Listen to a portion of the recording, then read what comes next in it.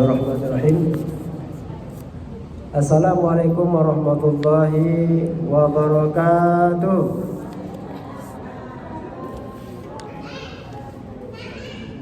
Alhamdulillahi rabbil alamin. Wassalatu wassalamu ala asrafil anbiya'i wal mursalin wa ala alihi wa ashabihi ajma'in. Ashhadu an la ilaha illallah wahdahu la syarika lah wa ashhadu anna sayyidina Muhammadan abduhu wa rasuluhu la nabiyya ba'dah. Amma ba'd. Faqala Allah ta'ala fi kitabihil karim, a'udzu billahi minasyaitonir rajim. Bismillahirrahmanirrahim. Ya ayyuhallazina amanu taqullaha haqqa tuqatih wa la tamutunna illa wa antum muslimun. Hadirin jemaah ba'da salat maghrib yang dirahmati Allah Subhanahu wa taala. Alhamdulillahirabbil alamin.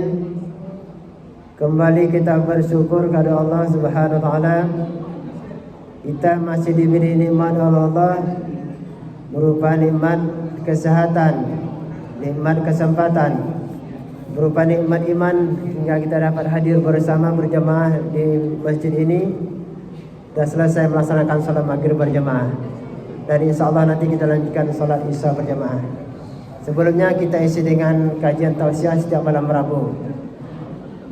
Bersalawat kita kepada Rasulullah sallallahu alaihi wasallam dengan mengucapkan Allahumma shalli ala sayyidina Muhammad wa ala ali sayyidina Muhammad.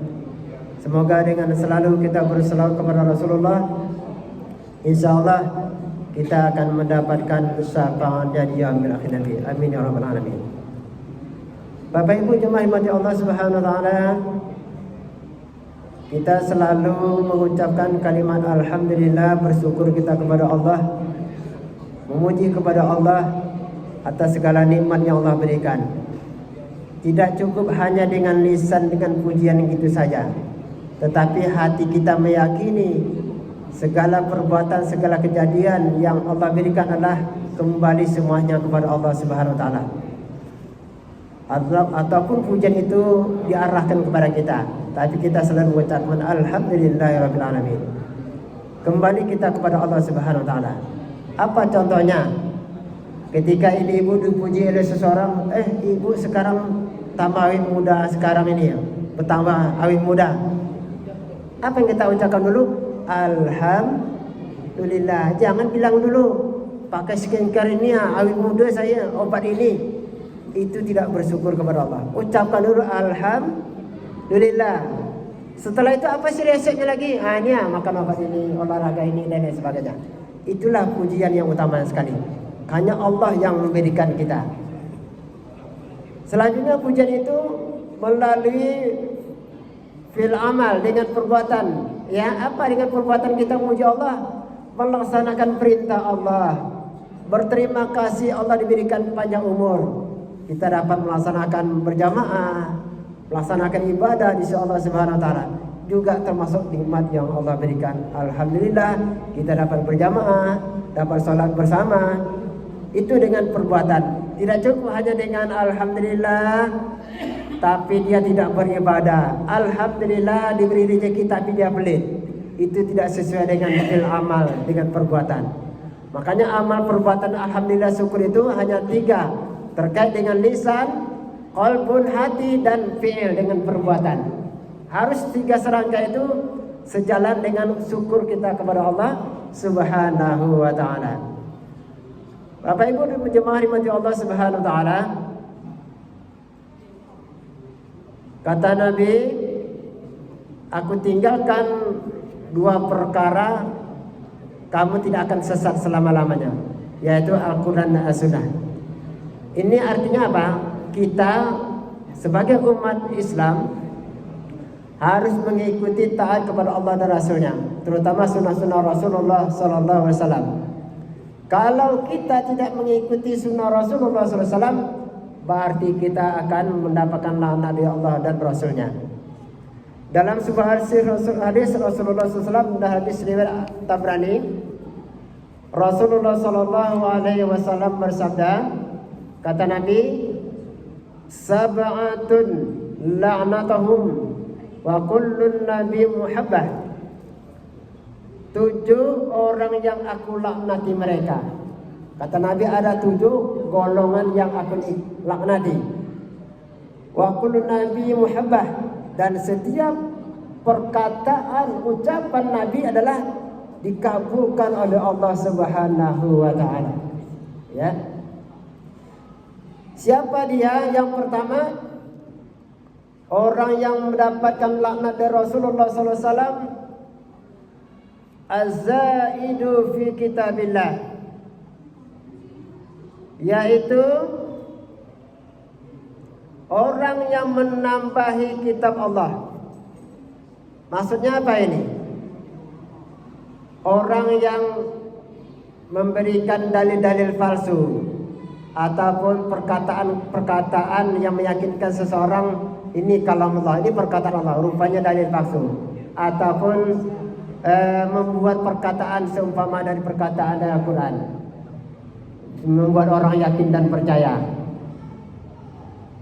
Apakah pernah terjadi? Pernah. Di zaman Rasul, ketika setelah wafatnya Rasul, timbullah nabi-nabi palsu. Di antara adalah Musailamah al-Kadzab, membuat berita-berita bersaing dengan Al-Quran. Nah, Musailamah al-Kadzab. Ada lagi Ahmad al-Ghulam yang dari India itu membuat juga kitab palsu, membuat kitab-kitab seumpama seperti Al-Quran. Nah, seumpama seperti kitab Al-Quran seperti menceritakan tentang surat Al-Fil. Contohnya, alam tara kaifa fa'ala, tahukah kamu tentara itu bergajah misalnya kan? Kalau dia tidak mengatakan tahukah kamu itu apa gajah? Ma Al-Fil, apakah kamu mengetahui tentang gajah? Dia rubah-rubah kalimat seperti itu. Itu contohnya yang dilakukan oleh nabi-nabi palsu, membuat suatu ayat, ya. Ini juga dilawan oleh Allah dan Rasulnya. Yang pertama adalah menambahi atau mengurangi yang tidak ada di dalam Al-Quran. Ada lagi nabi-nabi palsu sekarang ini. Ada, bahkan banyak pengikutnya. Membuat hadis-hadis palsu misalnya, Al-Muqalli dan lain sebagainya. Ini juga dilawan oleh Allah dan Rasulnya. Yang kedua adalah wal mukazzibu biqadarillah, yaitu orang yang mendustakan takdir Allah, tidak mau menerima takdir apa yang Allah tetapkan kepada dirinya. Dia tidak menerima takdir dari Allah, ketetapan dari Allah. Misalnya laki-laki ingin menjadi perempuan, merubah ciptaan Allah. Ini merubah takdir Allah. Ada tak banyak, bahkan selebriti di Indonesia ini ada. Sampai sekarang ada saya baca dia sampai menyesal merubah kelamin. Yang laki-laki mau jadi perempuan. Cuma satu yang tidak bisa dirubah adalah rahimnya. Kalau kemarin bisa dirubah, rahimnya tidak bisa dirubah. Makanya rahimnya beruntunglah ibu punya rahim, ya. Kalau bisa dirubah juga, nah bahaya dah tuh, melahirkan laki-laki. Nah, itu salahnya merubah takdir Allah. Di dalam Al-Quran surah Al-Ahzab Allah katakan dalam artinya, dan tidaklah pantas bagi laki-laki yang mukmin dan perempuan yang mukmin apabila Allah dan Rasulnya telah menetapkan suatu ketetapan, akan ada pilihan lain bagi mereka tentang urusan mereka. Dan barang siapa mendurhaka Allah dan Rasulnya, maka sungguh ia telah tersesat dengan kesesatan yang nyata. Apalagi diantaranya melanggar ketetapan Allah. Allah menciptakan pasangan laki-laki dan perempuan, ya, untuk menikah, tapi dia mencari yang sejenisnya, menikah sama-sama sejenis, menikah sama laki-laki, atau sekarang namanya LGBT, Bu, lesbi, misalnya menikah sama-sama perempuan. Ini sudah melanggar ketetapan takdir Allah. Tunggulah azab Allah nanti, ya, kesesatan itu yang nyata betul. juga tidak bisa. Terimalah apa yang ditakdirkan Allah Subhanahu wa taala. Apalagi yang ketiga yang dilaknat oleh Rasulullah adalah orang yang menghalalkan yang haram Allah. Ya, menghalalkan apa yang diharamkan Allah. Wal mustahillu hurmatullah. Orang yang menghalalkan apa yang diharamkan Allah, ya. Merubah hukum Allah. Yang halal dibikinnya, yang haram dibikinnya halal. Apa contohnya? Seperti riba misalnya. Judi. Dihalalkan. Tak berdosa dia. Tak apa-apa, sikit aja tak apa-apa. Itu menghalalkan yang haram. Tak boleh. Walaupun sedikit tetap haram. Di dalam surah At-Tahrim ayat 1 Allah katakan, wahai Nabi, mengapa engkau mengharamkan apa yang dihalalkan oleh Allah bagimu? Engkau ingin menyenangkan hati istri-istrimu dan Allah Maha Pengampun lagi Maha Penyayang. Contohnya mengharamkan yang halal bagi istri apa contohnya, Bu? Berhubungan melalui dubur yang haram, Bu. Ya? Istri dan istrimu adalah sawah ladamu. Garaplah kemanapun kamu suka. Tapi yang satu jangan dilakukan adalah berhubungan melalui dubur. Apa dubur, Bu? Tempat buang kotoran. Itulah.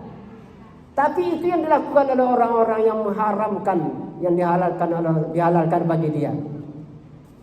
Ya, itu juga termasuk yang dilaknat oleh Allah dan Rasulnya. Apalagi yang selanjutnya, yaitu wal mustahillu min izrati ma harramallah, yaitu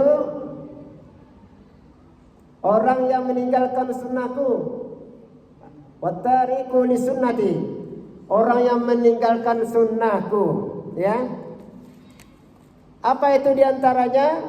Kata Rasulullah dalam sabdanya, an-nikahu sunnati, faman ghariba an sunnati falaysa minni. Nikah itu adalah sunnahku. Siapa yang tidak suka sunnahku, maka dia bukan dari golonganku. Bu, ini nikah adalah sunnah. Ada beberapa negara maju, Bu, yang sampai rata-rata umur 5 tahun yang laki-lakinya tidak menikah. 20-30% lelakinya, sehingga turunlah populasi di daerahnya itu. Kenapa diantaranya? Tidak menikah laki-lakinya. Yang saya baca itu negara yang terbanyak itu di Korea Selatan, Korea dan Jepang. Banyak tak menikah, banyak jadi bujang lapuk. Alasannya apa? Bebas, tidak ada tanggung jawab, tidak ada, pokoknya dia sana bebasnya, dia mau pakai sebentar, pakai apa, tidak ada tanggungan, tidak ada ikatan. Inilah sehingga terjadilah penurunan populasi manusia.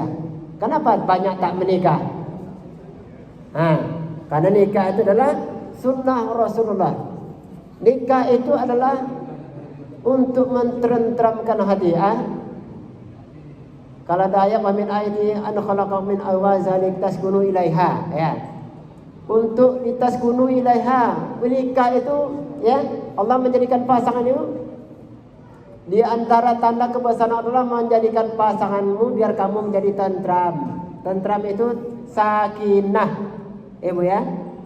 Sakinah itu adalah ketenangan. Sering kita kalau orang pesta, semoga sakinah, mawaddah, warahmah.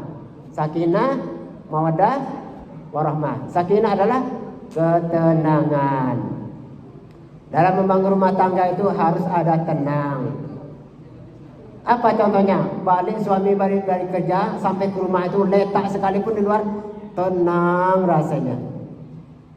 Tenangnya bukan apa? Berbagai macam yang dijumpai di rumah, baik sambutan istri, baik kebersihan rumah. Ibu, ya. Ibu kalau mencontohi Rasulullah bersama Khadijah, ketika Rasulullah pulang dari kerja, apa yang ditanyakan Khadijah kepada suaminya? Wahai suamiku, saya sudah siap melayani Anda. Mau yang mana dulu? Mau ngopi, makan dulu, apa ke tempat tidur? Bu, pernah tak ibu melayani itu suami balik? Ini tidak suami balik, dia tak kemana melayani, hilang menjajah ke rumah tangga. Apa tak tenang suami balik dia? Letak mak tahu kemana. Tapi Khadijah tidak demikian. Ditanya seleranya Nabi itu, mau makan dulu, ngopi dulu, mandi dulu, apapun masuk kamar dulu. Apa tak tenang itu? Ada pun kejadian nih, sebetulnya saya jadi Pak RT nih di Kemendagang nih kan. Ada istri curhat sama saya, Pak RT, saya heran suami saya itu Pak RT. Tak tunak dulu, masa gua untuk balik koji hilang dia. Banyak mengopi di luar pada rumah sekarang bikin kopi tak luak. Kalau di luar dia mana tombak berjajar. Ini salah satu, jangan salahkan suami. Ibu juga harus introspeksi diri, di mana kekurangan saya melayani suami saya ini. Bu, ada tak bu? Mudah-mudahan ibu sini tak ada, ya bu ya. Alhamdulillah. Iya, itu bu curhatan, ada seorang ibu bertanya kepada saya. Jadi dia merasanya gelisah dia kepada suaminya. Tapi tak semuanya suami seperti itu, ya.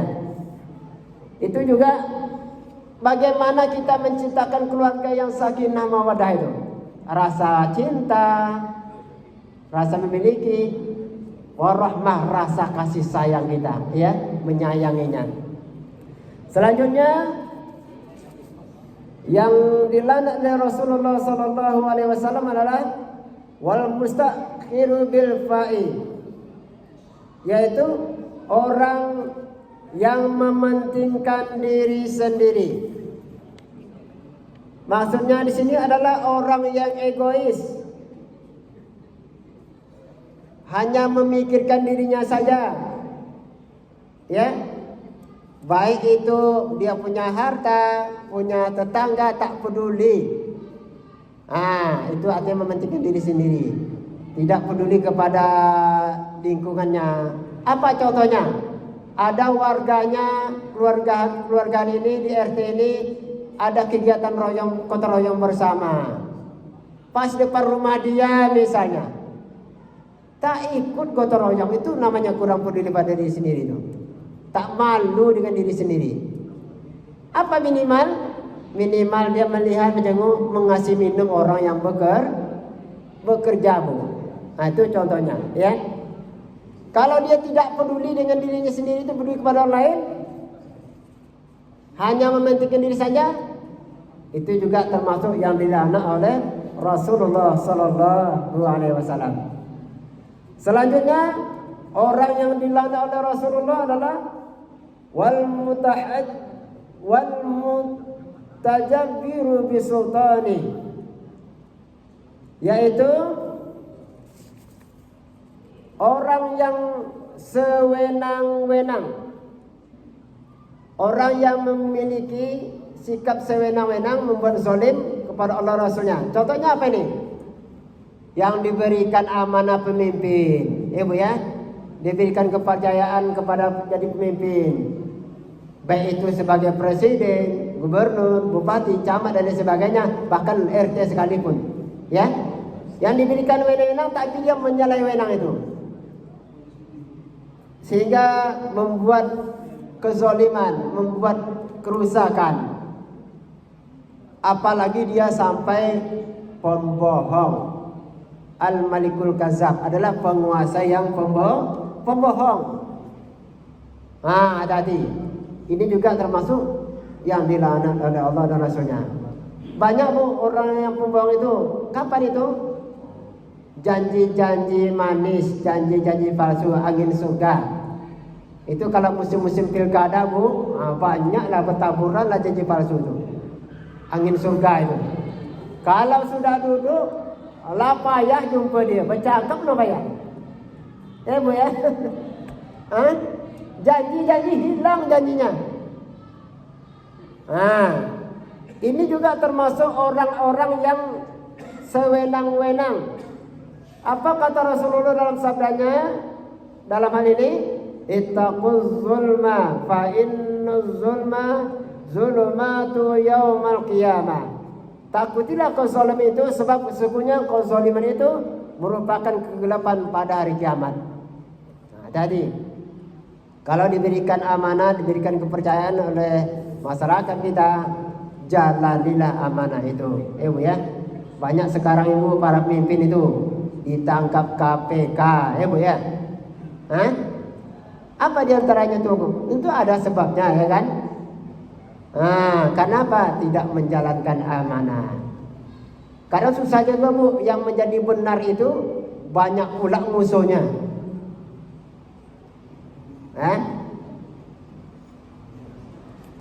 Jemaah mati Allah Subhanahu wa taala. Selanjutnya,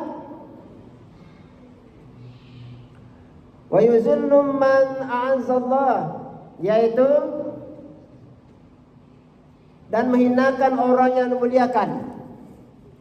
Menghinakan orang yang mulia dan memuliakan orang yang hina. Apa Bu contohnya? Seperti para ulama. Ada yang benci kepada para ulama itu, yang menghinakan ulama, mencaci maki, bahkan dihadang-hadangi orang yang memberikan tausiah.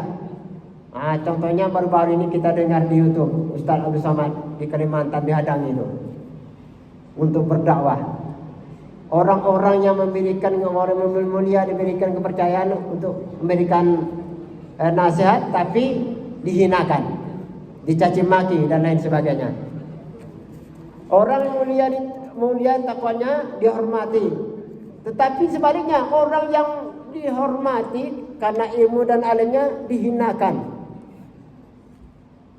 Dan hal ini juga Allah katakan di dalam Al-Quran. Allah tidak melihat karena kayanya, karena pangkatnya, karena bangsawannya. Bukan itu yang Allah lihat. Allah tidak melihat demikian. Karena catinya juga tidak, bukan demikian. Apa kata Allah? Inna akramakum innallaha atqakum. Dan surat Al-Hujurat ayat 13. Sesungguhnya orang yang paling mulia di sisi Allah adalah orang yang bertakwa. Itu Bu. Bukan karena pangkatnya, bukan karena jabatannya, tapi karena ketakwaan kepada Allah Subhanahu wa taala.